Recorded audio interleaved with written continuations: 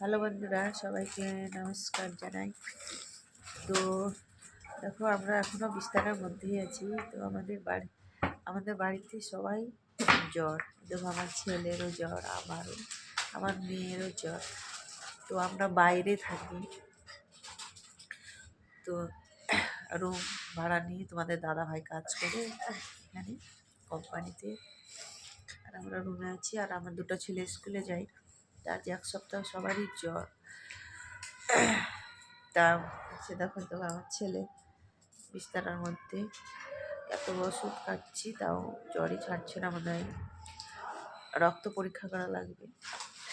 আর কে যে আজ খাবার বানাবে, সবাই অসুস্থ আমাদের বাড়িতে, বলার শেষ। তোমাদের দাদা ভাই একটার সময় খাবার বানায়নি, আজ সকালে একটার সময় আসবে খাতে রুমে।